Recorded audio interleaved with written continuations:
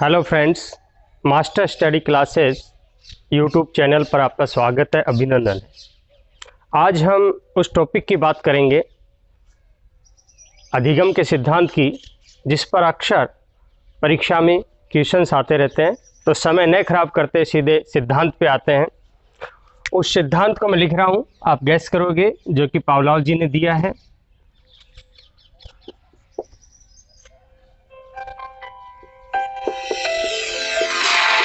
शास्त्रीय अनुबंधन सिद्धांत। शास्त्रीय अनुबंधन सिद्धांत, या इसे ही साथियों अनुबंधित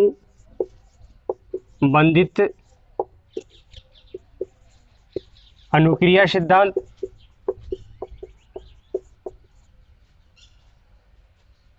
के नाम से जानते हैं। और भी आप ले सकते हो, जैसे अधिगम प्रत्यावर्तन का सिद्धांत, एस टाइप थ्योरी, जैसे इंग्लिश वर्ड इनके लिए बहुत अच्छा है, क्लासिकल कंडीशनिंग थ्योरी। इसी प्रकार इसे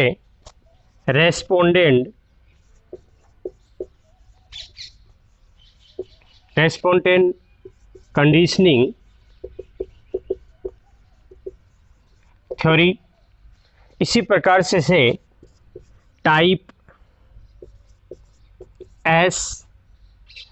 एस कंडीशनिंग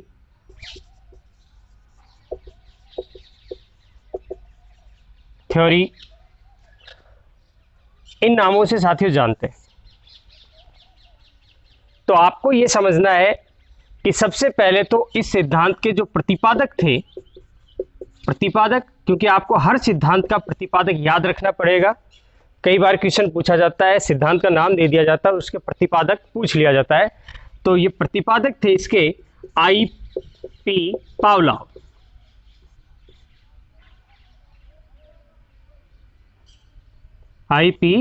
पावलोव, ये इसके प्रतिपादक थे। और ये रूस के थे। कहाँ के थे? रूस के, रशिया के थे। आपको लोकेशन भी ध्यान रखनी पड़ेगी मनोविज्ञान की। ये रूस के थे, आई.पी. पावलोव, और ये फिजियोलॉजिस्ट थे, शरीर वैज्ञानिक थे। इन्होंने क्या किया? एक प्रयोग किया। और प्रयोग किस पर किया साथियों? प्रयोग कुत्ते की लार ग्रंथि के ऊपर किया, कुत्ते पर किया। और इस प्रयोग इतना सक्सेसफुल हुआ कि 1904 में, कब? 1904 में इन्हें नोबेल पुरस्कार प्राप्त हुआ। क्या प्राप्त हुआ? नोबेल पुरस्कार। इसलिए क्वेश्चन यहां भी पूछा जाता है, नोबेल पुरस्कार आई.पी. पावलोव को कब प्राप्त हुआ? 1904 में। क्वेश्चन कई बार पूछा जाता है 1904 में किस विद्वान को या मनोवैज्ञानिक को नोबेल पुरस्कार प्राप्त हुआ? तो उसका भी आंसर आएगा आई.पी. पावलोव। अब लेते हैं अपन कि ये नाम इनके ऐसे क्यों हैं। इससे पहले साथियों मैं इधर आपको ये समझाना चाहता हूं, इसमें दो शब्द आते हैं। एक होता है उद्दीपक, और एक होती है अनुक्रिया। उद्दीपक को इंग्लिश में कहते हैं स्टिमुलस, यानी उसे केवल हम ऐसे संबोधित कर सकते हैं। और अनुक्रिया या प्रतिक्रिया को कहते हैं रेस्पॉन्स, इसे हम आर से संबोधित कर सकते हैं। तो स्टिमुलस क्या है, उद्दीपक क्या है? देखिए साथियों, उद्दीपक हमेशा वातावरण में होगा। वातावरण में कोई भी ऐसी घटना हो सकती है, कोई ऐसा विचार हो सकता है, कोई ऐसी वस्तु हो सकती है जो प्राणी को अनुक्रिया करवाने के लिए तैयार करे, या ये कहे जिसकी वजह से प्राणी अनुक्रिया करे, वो उद्दीपक होगा। जैसे मैं एग्जाम्पल के तौर पर, आप रास्ते से जा रहे हो और आपके पीछे कोई दूसरी बाइक है, उसका टायर एकदम फट जाता है और बहुत तेज आवाज होती है, तो आप अनायास ही क्या करते हो, मुड़कर देखते हो। यहां टायर का फटना, तेज आवाज का होना उद्दीपक है, और आप ने पलटकर उसे देखा, मुड़कर देखा, वो अनुक्रिया है। ध्यान रखना साथियों, कई बार क्या होता है, उद्दीपक में और प्रेरक को एक ही मान लेते हैं। उद्दीपक हमेशा वातावरण से मिलेगा, अर्थात उद्दीपक हमेशा बाह्य ही होगा,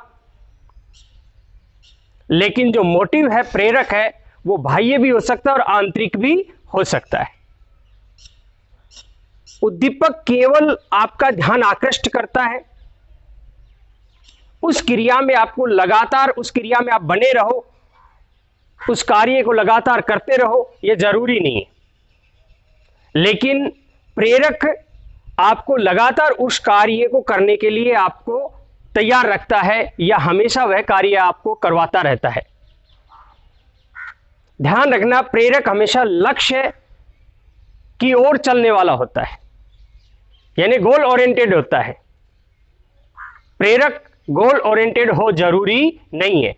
अगर कोई उद्दीपक गोल ओरिएंटेड हो गया है, लक्ष्य निर्देशित हो गया है, तो वो अपने आप उद्दीपक से प्रेरक का रूप धारण कर लेता है। चलो वापस आते हैं साथियों, उद्दीपक। तो यहां पर क्या किया इसने, मैं आपको ये नाम क्यों है थोड़ी देर बाद में बताऊंगा। आप इस प्रयोग को समझते जाएंगे तो आपको अच्छे से समझ में आता चला जाएगा। यहां पर साथियों एक क्वेश्चन ये भी पूछा जाता है कि जो अनुबंधन थ्योरी के जनक, कंडीशनिंग, अनुबंधन को इंग्लिश में क्या बोलेंगे, कंडीशनिंग, अनुबंधन सिद्धांत के जनक कौन है। अगर ये आए अनुबंधन सिद्धांत के जनक कौन है, तो उसका भी आंसर आएगा पावलोव। पावलोव।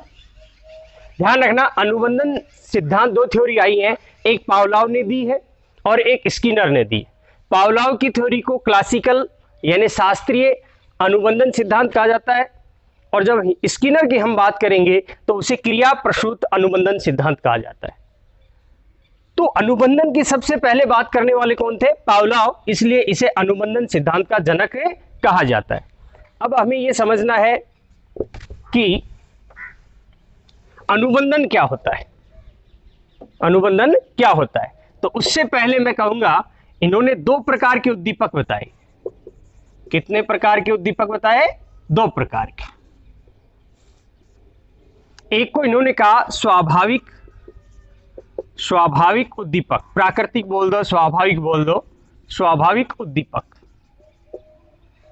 और एक इन्होंने बताया साथियों अस्वाभाविक, अस्वाभाविक, अप्राकृतिक,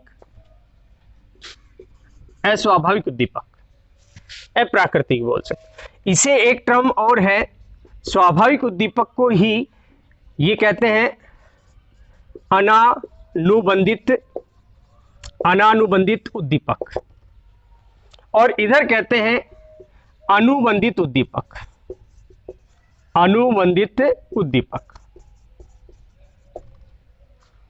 अब आपको ये समझना है स्वाभाविक उद्दीपक क्या है।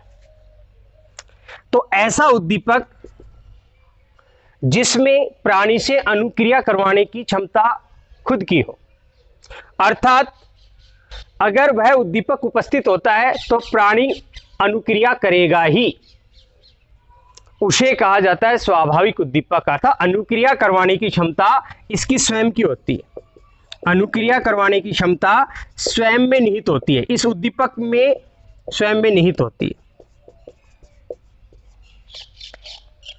यहां पर अनुक्रिया करवाने की क्षमता उसमें नहीं होती है। अस्वाभाविक उद्दीपक हम उसे कहेंगे, अनुबंधित उद्दीपक हम उसे कहेंगे जिसमें वह अनुक्रिया करवाने की क्षमता नहीं होती है, परंतु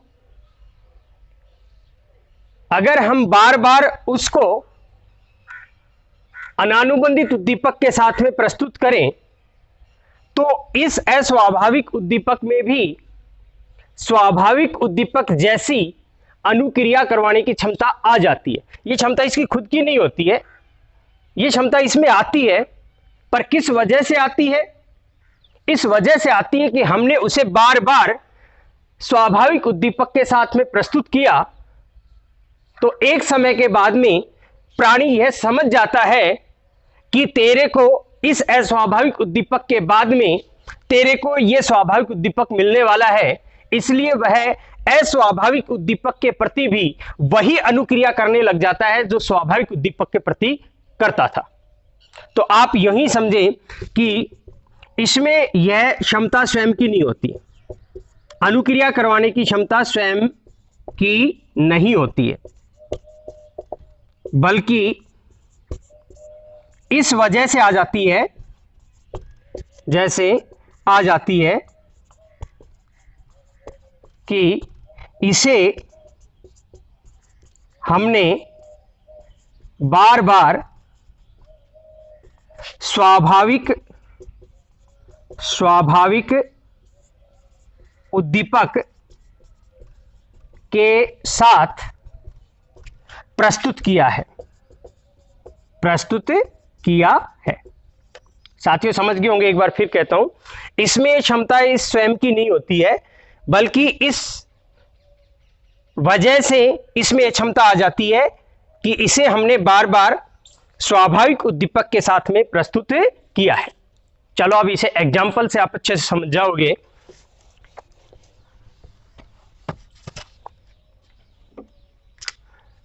स्वाभाविक उद्दीपक का एग्जाम्पल है भोजन।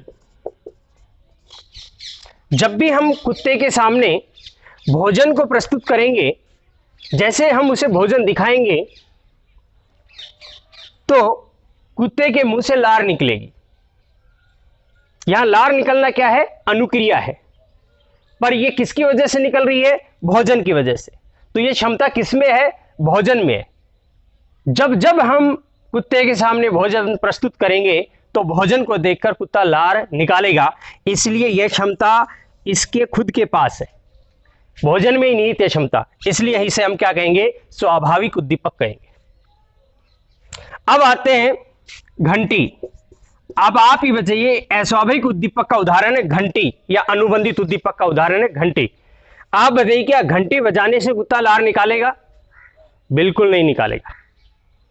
लेकिन अगर एक दिन हम घंटी बजाएं, क्या कर रहे हैं? हम घंटी बजा रहे हैं, फिर हम भोजन दें, कुत्ता क्या निकालेगा? लार। अगले दिन भी फिर हम घंटी बजाएं, भोजन दें, कुत्ता लार निकालेगा।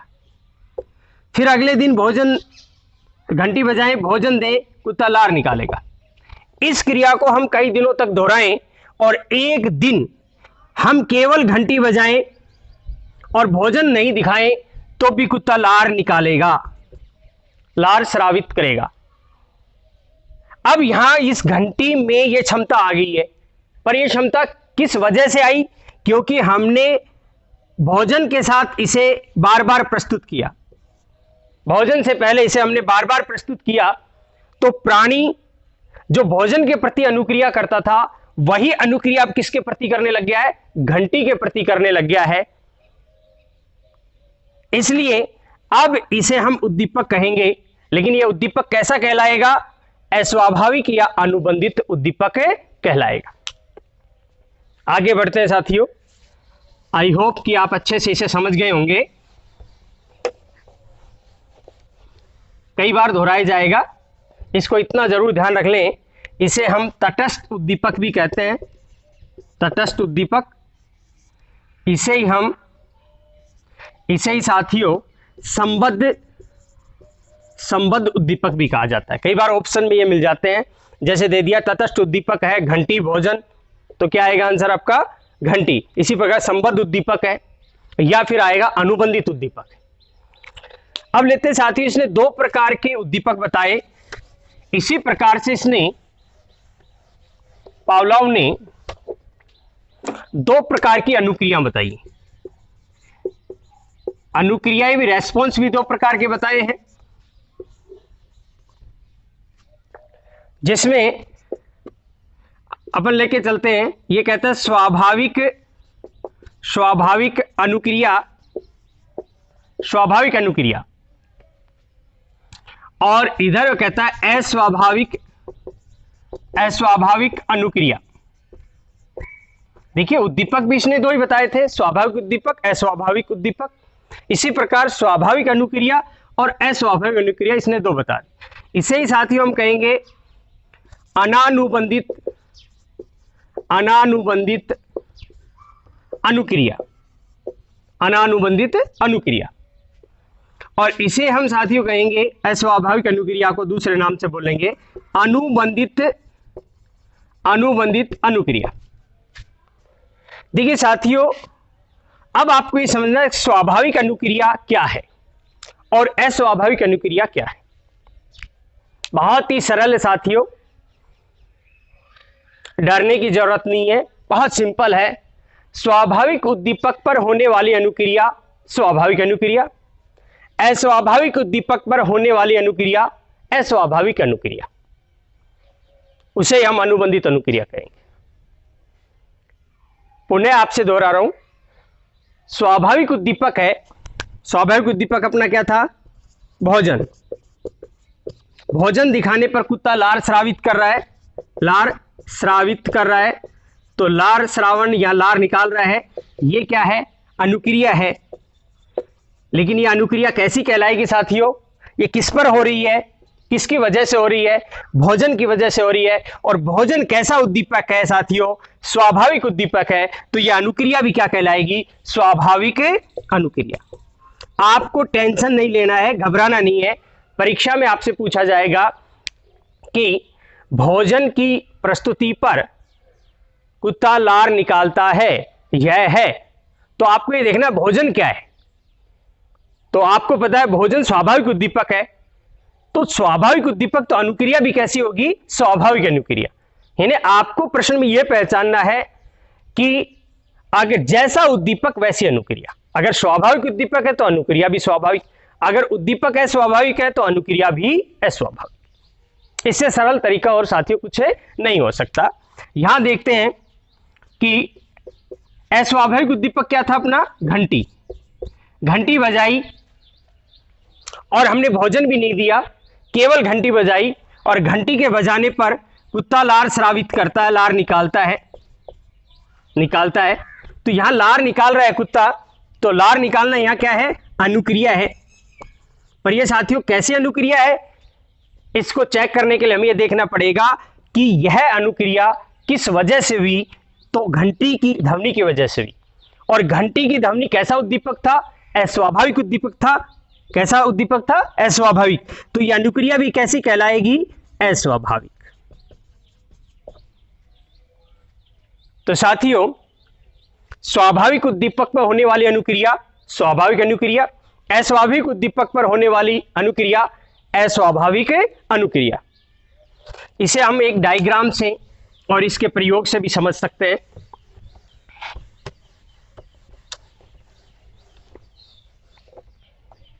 देखिए इसका प्रयोग देखते हैं।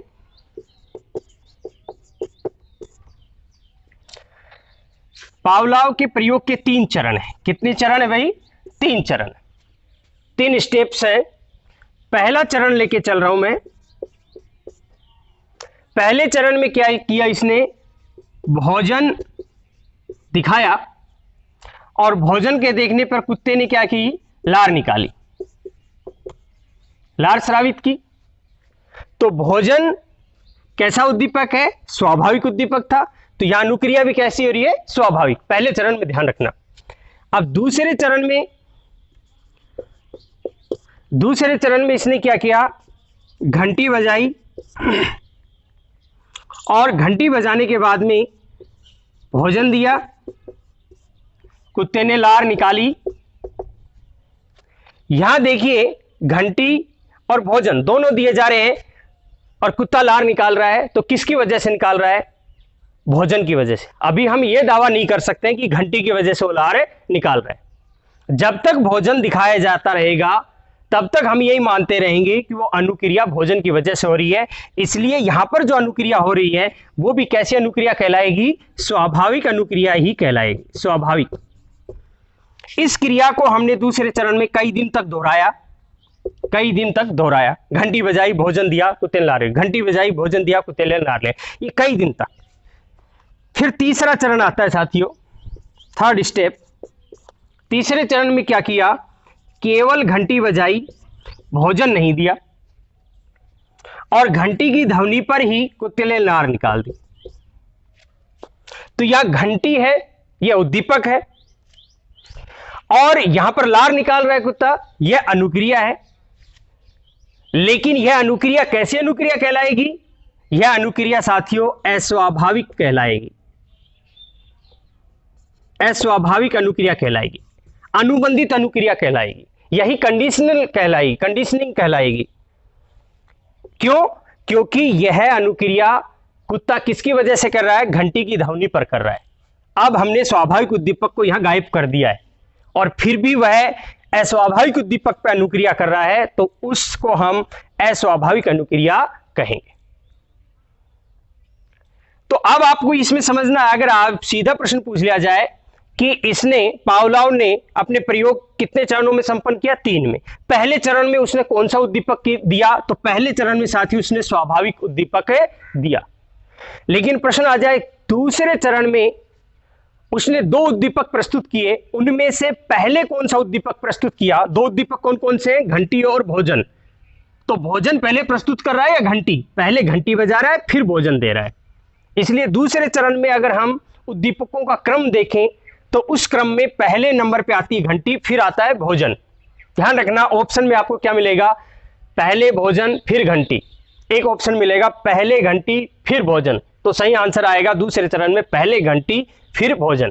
या इसको शब्दों को चेंज कर दे, घंटी और भोजन की लिख दे कि दूसरे चरण में उद्दीपकों का क्रम है, और ऑप्शन में रहे नंबर 1 स्वाभाविक उद्दीपक, अस्वाभाविक उद्दीपक, दूसरा दे ऑप्शन नंबर बी अस्वाभाविक उद्दीपक, स्वाभाविक उद्दीपक। तो आपका आंसर बी होगा, पहले क्या है, अस्वाभाविक उद्दीपक है, और फिर क्या है, स्वाभाविक उद्दीपक। प्रश्न आए कि तीसरे चरण में उसने केवल एक उद्दीपक प्रस्तुत किया, और वो उद्दीपक कौन सा था, तो उसका आंसर होगा अस्वाभाविक उद्दीपक। तो ध्यान रखने साथियों, पहले चरण में स्वाभाविक उद्दीपक, तीसरे चरण में केवल अस्वाभाविक उद्दीपक, दूसरे चरण में दोनों उद्दीपक अस्वाभाविक और स्वाभाविक। चलो इसे एक दूसरे तरीके से भी समझेंगे अपन।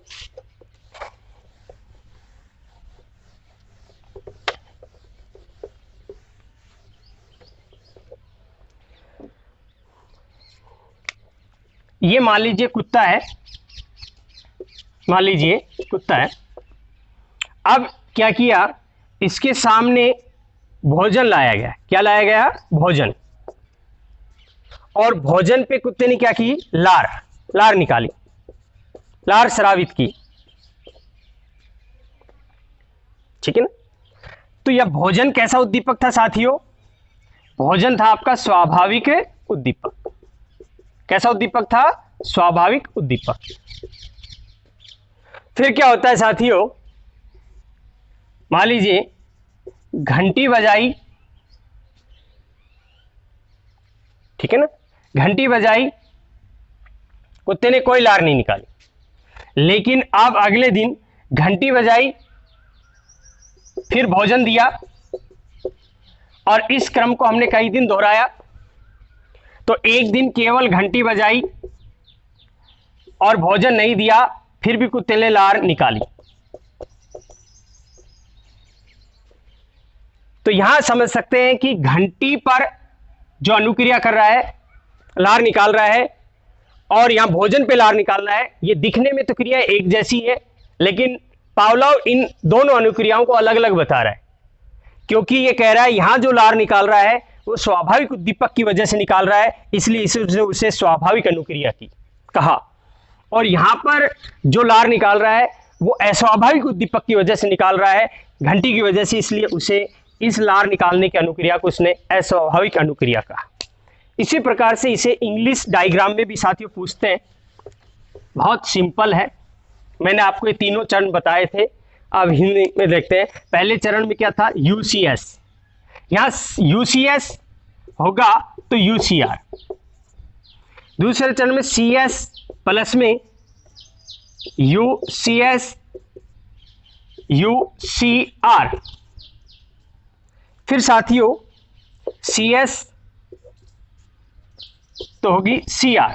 आप बड़े कंफ्यूज से होंगे कि साथ ये नहीं है, क्योंकि परीक्षा में क्वेश्चन आपसे ऐसे पूछा जा सकता है, UCS की प्रस्तुति पर प्राणी अनुक्रिया करता है यह है, और फिर आपको ऑप्शन में मिले CS UCR CR, तो आप कंफ्यूज से हो जाएंगे ये क्या आ गया अंग्रेजी में।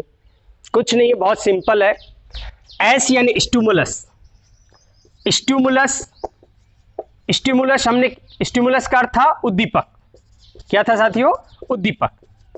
तो हमें यह देखना है स्टिमुलस इनसे दो प्रकार के बताएं, CS यानी conditional stimulus, conditioning stimulus, unconditional stimulus. Uncondition अर्थात जो किसी कंडीशन में बंधा हुआ नहीं है, अभी अनुबंध बना नहीं है, वो अनकंडीशनल, और जिसके साथ अनुबंध बन गया है वो कंडीशनल। यानी कि UCS क्या था? अनानुबंधित उद्दीपक, अनकंडीशनल यानी भोजन। CS क्या था? कंडीशनल यानी कि घंटी। तो अब अपने को क्या देखना है, जब तक भोजन है तब तक होने वाली अनुक्रिया को क्या कहेंगे हम? अनानुबंधित अनुक्रिया। यहां S था यानी स्टिमुलस, R था यानी रेस्पॉन्स, R था वो रेस्पॉन्स। अब अपन क्या देख रहे हैं कि आपको टेंशन क्या नहीं लेंगे, हमें परीक्षा पेपर में देगा UCS की प्रस्तुति पर, तो S पे क्या होगी साथियों? रेस्पॉन्स होगी। उद्दीपक पे क्या होगी? अनुक्रिया। अब हमें देखना है कैसा उद्दीपक है, UC वाला है तो अनुक्रिया भी क्या होगी? R भी कौन सा होगा? UC वाला। S UC वाला है तो R भी क्या होगा? UC वाला। इसी प्रकार फिर हम देख रहे हैं साथियों CS, लेकिन CS के साथ हमने क्या दिया है? UCS। और मैंने पहले आपको कहा था जब तक UCS है, अनानुबंधित उद्दीपक है, चाहे हम उसके साथ अनुबंधित उद्दीपक दें तो भी वो अनुक्रिया अनानुबंधित ही कहलाएगी। जब तक भोजन है और उसके साथ घंटी बजा रहे हैं तो हम ये नहीं कह सकते कि घंटी की वजह से कुत्ते ने लार निकाली। जब तक भोजन है तब तक हम ये मानेंगे भोजन की वजह से निकाली। इसलिए इधर नहीं देखेंगे। यहां S कैसा है? UC वाला है, तो R भी कैसा है? UC वाला है। लेकिन फिर देखो CS कंडीशनल स्टिमुलस यानी घंटी, तो S कैसा है साथियों? C वाला है, तो S पे तो होगी R। अब हमें देखना S कैसा है? C वाला है, कंडीशनल है, तो R भी कैसा होगा? अनुक्रिया भी कैसी होगी? C वाली होगी। इसका क्रम भी पूछा जाता है साथियों कि पावलोव के सिद्धांत के अनुसार जो प्रयोग हुआ उसका क्रम है, तो आपको एक एक ऑप्शन मिलेगा UCS एरो करके UCR, फिर कोमा मिलेगा CS प्लस UCS कोमा यानी एरो करके UCR, फिर अगला मिलेगा CS एरो करके CR। तो इस एक ऑप्शन में मिलेंगे सारी चीज, तो वो सही क्रम है। आई होप कि आप पीछे अच्छे से समझ गए होंगे। अब आगे लेके चलते हैं साथियों।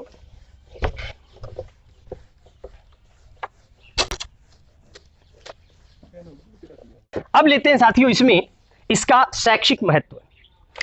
इस सिद्धांत का शिक्षा जगत में, एजुकेशन में क्या इंपॉर्टेंस है, इस पे साथियों बहुत अच्छे क्वेश्चंस आते हैं। तो हम देख रहे हैं इस प्रयोग में हम क्या कर रहे हैं, एक ही कार्य की क्रिया की हम क्या कर रहे हैं? पुनरावृत्ति, क्रिया की पुनरावृत्ति, क्रिया की पुनरावृत्ति द्वारा सीखने पर बल, पुनरावृत्ति आवर्ती द्वारा सीखने पर बल देता है।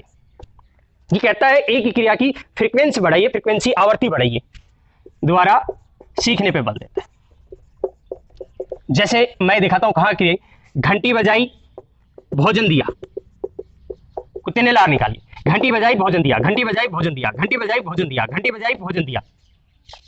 हम क्या कर रहे हैं? एक ही क्रिया को बार बार उसी रूप में प्रस्तुत कर रहे हैं, क्रिया की पुनरावृत्ति कर रहे हैं। इस वजह से एक दिन हमने घंटी बजाई भोजन नहीं दिया तो भी कुत्ते ने लार निकाली, क्योंकि कुत्ता यह समझ गया कि जब ये घंटी बजती है तो उसके बाद में तुझे भोजन मिलता है। ये उसको समझ कैसे आई? जब हमने इस क्रिया को बार बार दोहराया।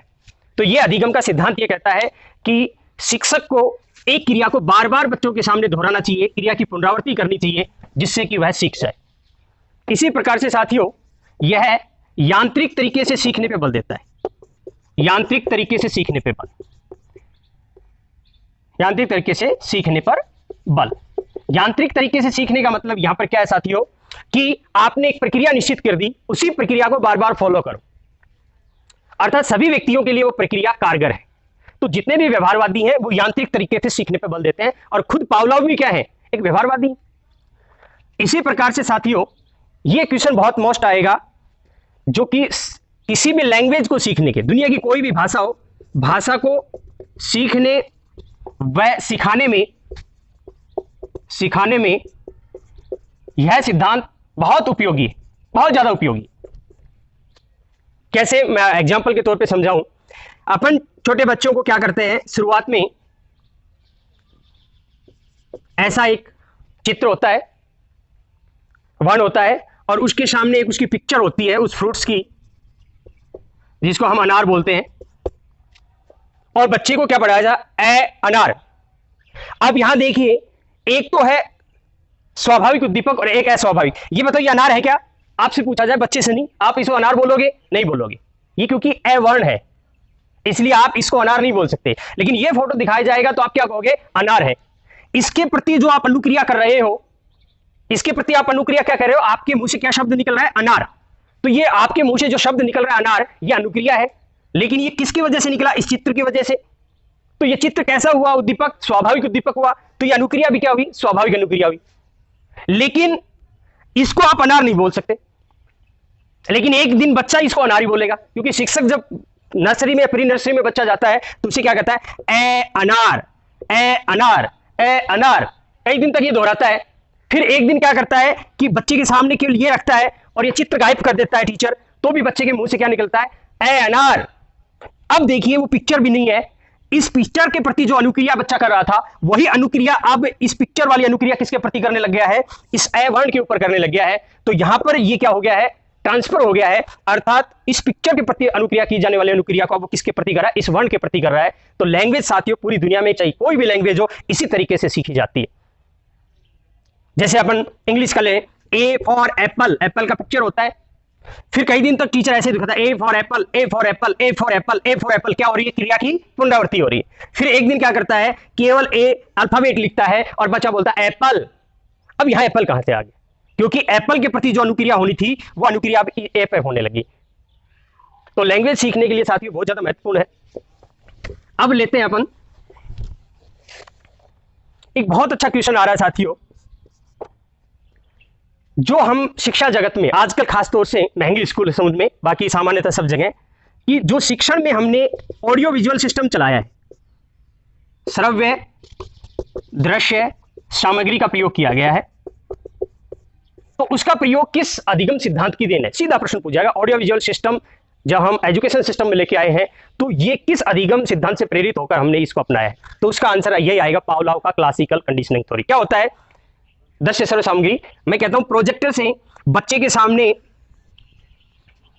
एक चित्र आता है बिल्ली का, कैट, प्रोजेक्टर से आता है, ये तो क्या होगा, दृश्य। फिर साउंड आता है कैट, और इस चीज को कई बार दोहराया जाता है, चित्र आएगा और फिर साउंड आएगा कैट, या पहले ये कह सकते हो साउंड आएगा फिर चित्र आएगा, कोई भी बात बोल सकते हो, चित्र साउंड, चित्र साउंड। अब एक दिन क्या होता है कि ये, या इसके साथ तीसरा वर्ण भी ले सकते हो, सी वर्ण आ जाए, कैट का चित्र आ जाए और साउंड आ जाए कैट। एक दिन केवल सी का चित्र आए और बच्चे से बोला जाए, अब बोलिए क्या बोलोगे, तो बच्चा कहेगा कैट। तो लैंग्वेज सीखने में भी ये उदाहरण उपयोगी हो रहा है और ऑडियो विजुअल सिस्टम को चलाने में भी। इसी प्रकार से साथियों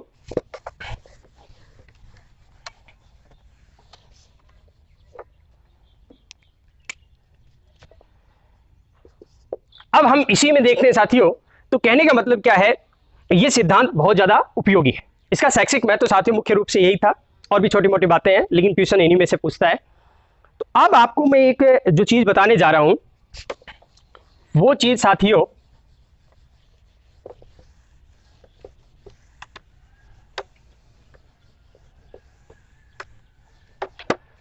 तो यहां पावलोव का हमने शैक्षिक महत्व देखा, और इसके साथ साथ हमने यह भी देखा कि पावलोव ने किस प्रकार से दो प्रकार के उद्दीपक बताए और किस प्रकार से दो प्रकार की अनुक्रियाएं बताई।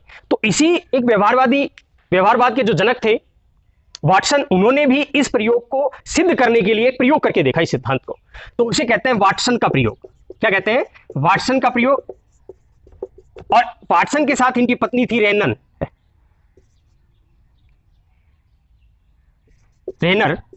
तो उन दोनों ने मिलकर किया। इनका एक पुत्र था 11 माह का। कितने माह का? 11 माह का एक पुत्र था अल्बर्ट। अल्बर्ट के ऊपर इन्होंने प्रयोग करके देखा। वो प्रयोग मैं आपको समझा देता हूं।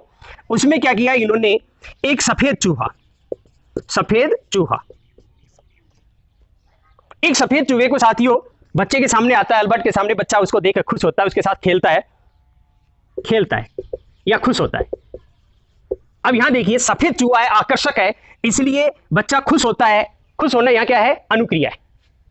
लेकिन बच्चा किसकी वजह से खुश हो रहा है? सफेद चूहे की वजह से। तो यहां सफेद चूहा क्या हो गया है? उद्दीपक हो गया। कैसा उद्दीपक? स्वाभाविक उद्दीपक। लेकिन अगले दिन हमने क्या किया कि यहां तक तो अलग बात मैटर है, अभी हम इसे स्वाभाविक करें, स्वाभाविक उद्दीपक नहीं कहेंगे। यहां तक तो खेलने के हिसाब से स्वाभाविक उद्दीपक था, ठीक है ना। लेकिन अब बच्चा अनुक्रिया दूसरी करेगा। सफेद चूहा आया और उसके बाद में एक ड्राउनी आवाज, साउंड, हॉरर साउंड आया, ड्राउनी आवाज। और उस आवाज को सुनकर बच्चा क्या हो गया? डर गया, रोने लगा। अगले दिन फिर सफेद चूहा आया, ड्राउनी साउंड आई, बच्चा डर गया। इस क्रिया को हमने कई दिन दोहराया। एक दिन सफेद चूहा हमने प्रस्तुत नहीं किया, केवल ड्राउनी आवाज आई। और एक दिन हमने क्या किया? सफेद चूहा प्रस्तुत किया और इस साउंड को हटा दिया, ड्राउनी आवाज को, तो भी केवल सफेद चूहे को देखकर बच्चा रोने लगा। तो देखिए, यहां सफेद चूहा था, बच्चा रो नहीं रहा था, ठीक है। सफेद चूहा आया, ड्राउनी आवाज आई, बच्चा रोने लगा। तो अब आपसे जानना चाहता हूं कि सफेद चूहे की वजह से डरा बच्चा या ड्राउनी आवाज की वजह से, इस आवाज की, हॉरर साउंड की वजह से। तो यहां हॉरर साउंड है, ये तो कैसा हो जाएगा? स्वाभाविक उद्दीपक। क्योंकि इसके ऊपर जब भी किसी भी बच्चे को अगर आप हॉरर साउंड सुनाओगे तो बच्चा रोएगा ही, हंसेगा नहीं। यहां तक कि बच्चा ही नहीं, बड़ा व्यक्ति भी रो सकता है, ड्राउनी आवाज, डर सकता है। तो इसमें रुलाने की क्षमता किसके पास है? इस हॉरर साउंड के पास है, डराने की क्षमता। इसलिए स्वाभाविक उद्दीपक होगा। लेकिन एक दिन बच्चा केवल सफेद चूहे को देखकर डर जाता है जब हमने हॉरर साउंड नहीं निकाली। तो अर्थात जो हॉरर साउंड में जो क्षमता थी, अब वो क्षमता किसमें आ गई है? सफेद चूहे में। तो ये कैसा उद्दीपक हो गया है? अस्वाभाविक उद्दीपक। और साथियों आगे क्या देखता है वाटसन? देखता है कि कोई भी सफेद वस्तु, जैसे खरगोश और कोई सफेद कमल, उनसे भी अल्बर्ट डरने लग जाता है। तो इस प्रकार से साथियों वाटसन ने भी यह माना कि जो पावला ने सिद्धांत दिया है वो बिल्कुल सटीक है, सही है। साथियों इसमें बहुत सा और मैटर बचा हुआ है, उसके ऊपर अपने एक दूसरा वीडियो लेके आएंगे। आशा करता हूं आपको ये समझ में आया होगा। अगर आपको ये अच्छा लगा हो तो भाई एक ही निवेदन है, मास्टर स्टडी क्लासेज जो यूट्यूब चैनल है, इसे लाइक करो और सब्सक्राइब करो और आगे बढ़ाओ यार। Thank you.